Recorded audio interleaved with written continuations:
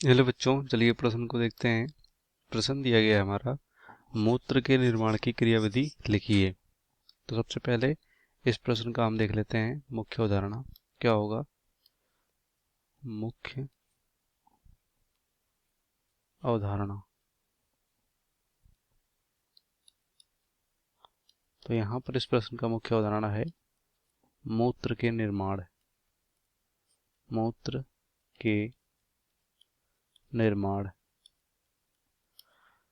तो सबसे पहले बात करें यहाँ पर, जैसे कि बात करें अगर मानव में, यहाँ पर मूत्र का निर्माण कैसे होता है तो इसको देखते हैं। तो मानव में जो उत्सर्जन अंग होता है मुख्य रूप से वो क्या होता है, विक्र होता है, किडनी। इनकी इकाई जो होती है वो क्या होती है, नेफ्रॉन होती है।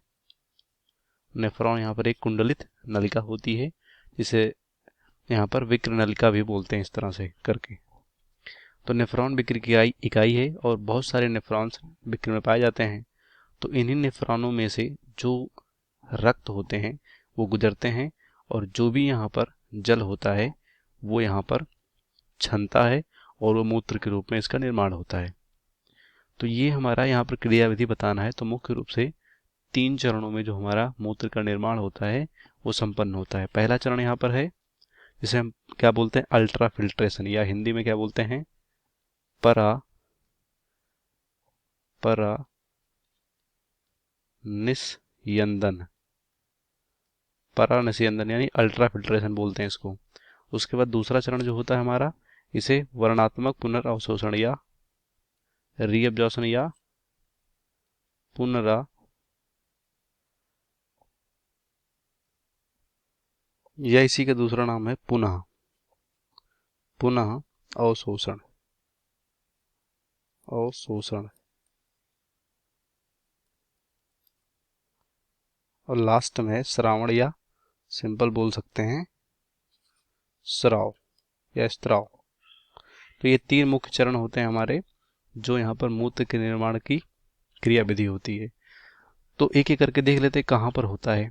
तो जैसे कि अगर बात करें हम नेफ्रॉन, अगर हम यहाँ पर बात करें नेफ्रॉन, तो नेफ्रॉन में जो यहाँ पर हमारा क्या होता है, बोमेन सैम्पुट। बोमन सैम्पुट, ये बोमन सैम्पुट यहाँ पर, इसमें जो ग्लोमेरुलस होता है, इसमें की जो धमनी होती है, यहीं पर रक्त आता है और यहीं पर रक्त का फिल्ट्रेशन या छनन होता है, जिससे कि जो भी जल होता है और जल में घुलनशील है, यानी जल और जल में घुलनशील पदार्थ ये ब्लड से यानी रक्त से अलग हो जाते हैं। तो इस तरह से यहाँ पर होता है अल्ट्रा फिल्ट्रेशन या परानिस्यंदन। उसके बाद यहाँ पर जो भी जल और जल के साथ घुलनशील पदार्थ ब्लड से अलग हुए हैं, फिर का इन्हें नेफ्रॉन जो कह सकते हैं यहाँ पर टिब्यूल्स होते हैं, जैसे कि समीपस्थ कुंडलित नलिका, दूरस्थ, इस तरह से।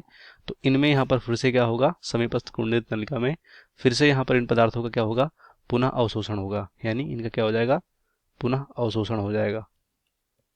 इस तरह से पुनः अवशोषण हो जाएगा। और जो भी यहाँ पर पदार्थों का अवशोषण हुआ, मतलब जो भी यहाँ पर पोषक तत्व हैं और यहाँ पर जो जल है उनका पूरा अवशोषण हुआ।